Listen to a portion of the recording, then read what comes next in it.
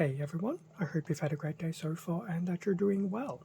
For this video, we'll be going through a review of Zane's Dragon Power Spinjitzu Race Car, set 71791, and this is pretty much out of the Lego Ninjago line, particularly with the upcoming, I think, Dragons Rising little theme sometime soon. And I think there's been some trailers and teasers on it. Floating around YouTube. So some time ago I would have done the unboxing for this set. I think it was around shortly after its release back in the second quarter of the year still being 2023. So I finally had an opportunity to put this 4-bag set together. So here we have the final set completed. So we have the race car itself, which is actually a lot bigger than I thought. 4 minifigs, and some additional accessories for our antagonist minifigs in the way of these little hoverboards, I dare say, and a little bit of a drone. So before getting to the main item, which will be the race car, so let's make some space now that we've seen what's pretty much in the set upon completion. So I guess we'll start with the ninjas. So we have Zane and Cole, sporting their usual colours. So both of them are equipped with katanas, which is nothing unusual. Otherwise it's pretty much your standard minifigs, no more, no less. I will admit, I do like this little accessory that pretty much pops down onto their head connector part, because they can store one of these katanas here in the back. So when standing, it's amazing when you can actually take one of these things out. Oh wow, what have I done? There we go. So you don't need to put in with too much force, but it's definitely very cool that those can slide in there. So there we go. So we've got 2 of the ninjas for this particular set. Now, as for the antagonists, they're sporting a completely different look. So we have these 2 with their own unique weapon styles, and I will admit, put this guy down, I quite like this weapon. I really do. It actually reminds me of the weapon that War for Cybertron and Grimlock has. It's probably the blade effect, but there you go. It's interesting what my brain will consider. But otherwise, when I'm finished throwing things around, can we get a bit of a close-up on that? So that's the actual included weapon for them, and I will admit that's really, really cool. Otherwise, the minifig is still pretty much the same. Same minifig, and if I take off the helmet, so a very imposing head there. Nothing on the back though, so it's just a single head, or single face. That was minifig 1, and then minifig 2 with a bit of a trident weapon, which we do get to put together. Not sure if I'm okay with the hat yet, but pretty much just a single head as well.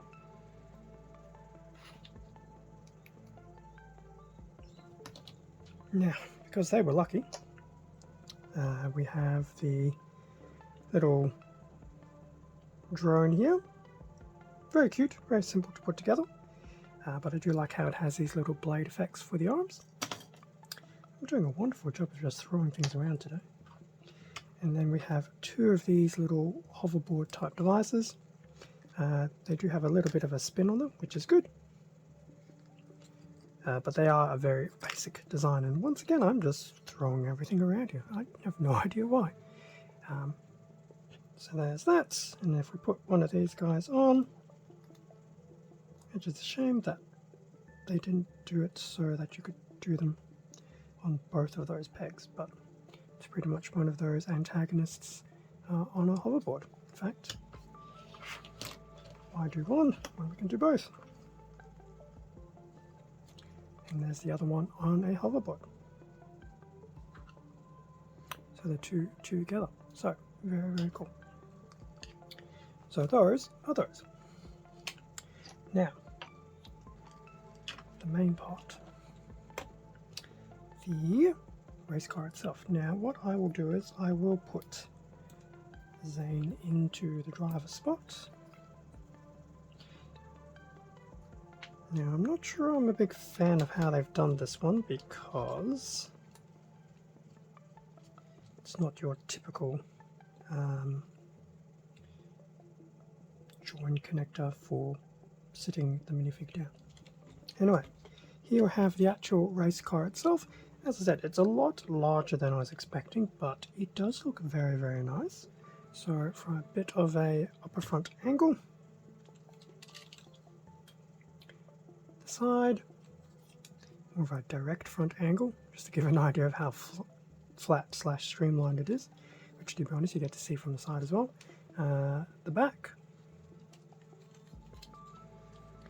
the other side, a very top-down view, and then lastly the bottom.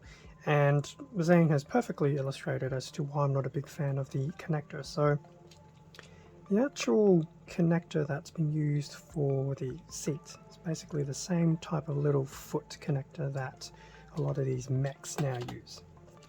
Some of them work okay, otherwise most of the times they do not. So visually it actually looks okay because it's very nicely tucked away. Throw in gravity and yeah, as you saw, they just fall out.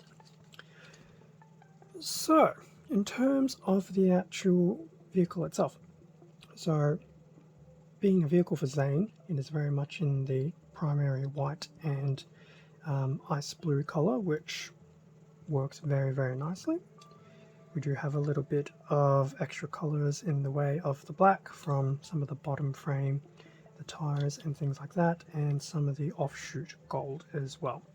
Also have a little bit of silver up here to help break up some of the colors. So overall, from the primaries to the secondary colors, it's quite nice. It works quite well, and even some of these colors still repeat throughout the actual set. So even though you see some of the golds over here, you get some of these bits of golds coming through on some of the stickers, as well as some of the rear of the vehicle, similar with the black and the grey / silver. They don't happen all the time, but there are little bits and pieces just to unify the colors. So from a visual aesthetic, very, very nice. Now I know in the unboxing I would have said it, but I'll say it again, at least the back have nice rubberized tires. The front wheels, however, do not. Okay, so with that having been looked at from the colors perspective, so what type of articulation or movement can we expect from this set? Well, the wheels are functional, which is good. Makes a little bit of noise, but I think that's from the front tires being that plastic in the indentations. So wheels, perfectly functional. What else moves? Well, the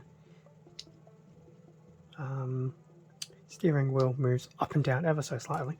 Although I look at the steering wheel and just the look of it, it reminds me of either an Xbox or a PlayStation controller.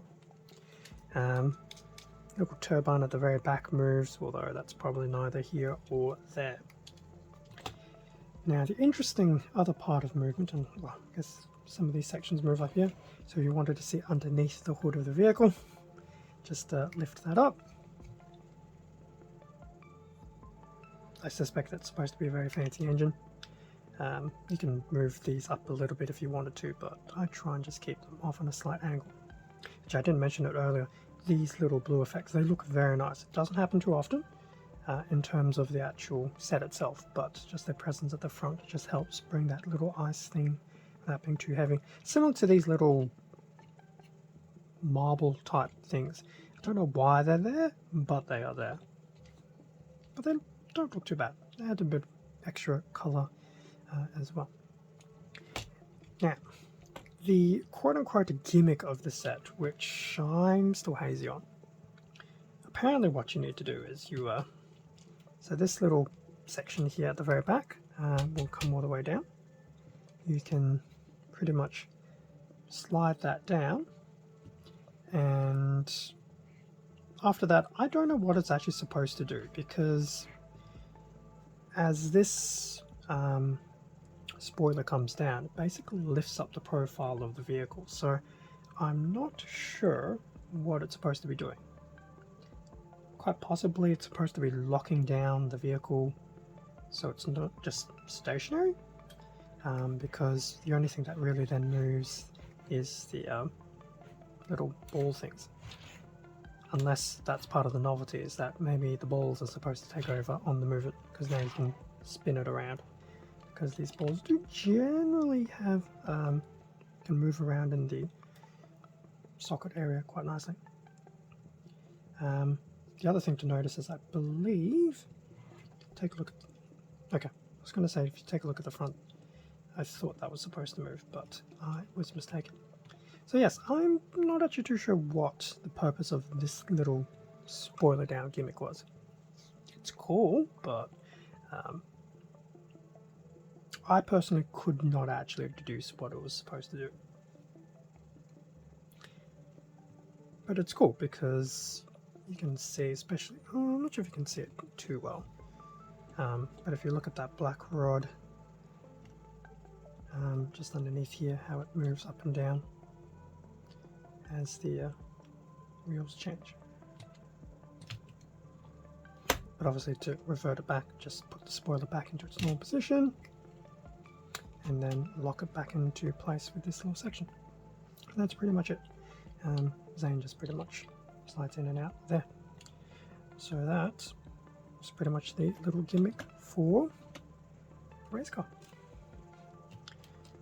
It's unfortunate we can't store these swords somewhere when there's an actual pilot in the vehicle.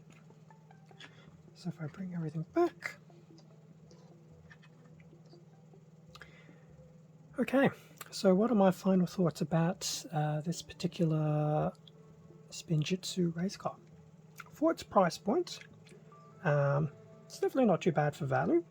If you can get it on a sale price or a discount, even better.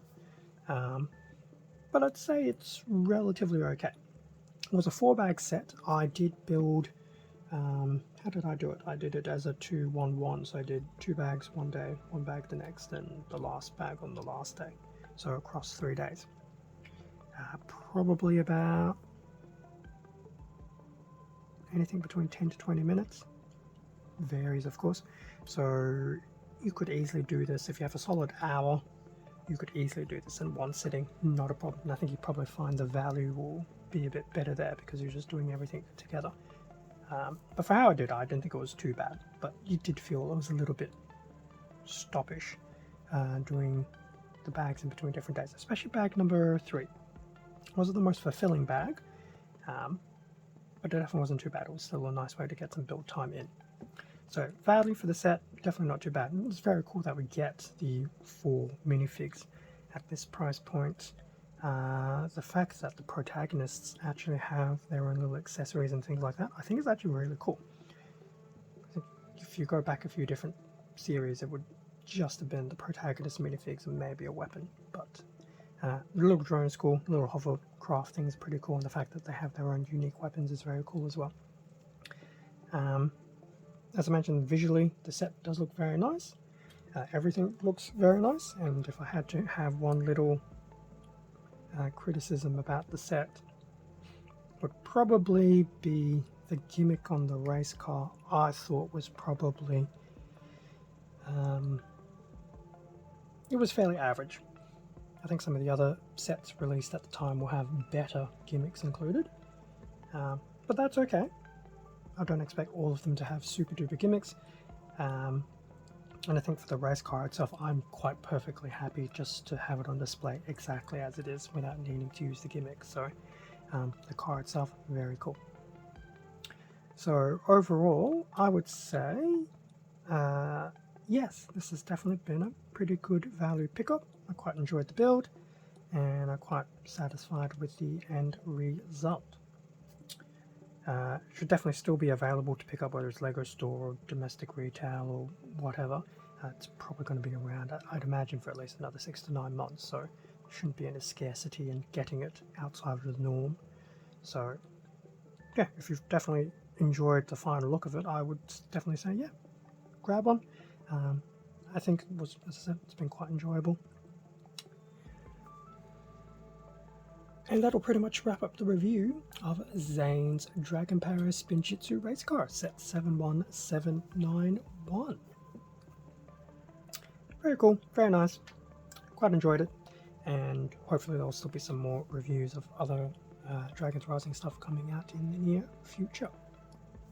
Thank you very much for watching this review video. Feel free to leave a like, comment, subscribe if you enjoyed the content. All of this does help support the channel, and I do greatly appreciate it. Extra content can also be found on my Instagram account, link in the description below. It's also the same handle as the channel, and I will hopefully have a quick short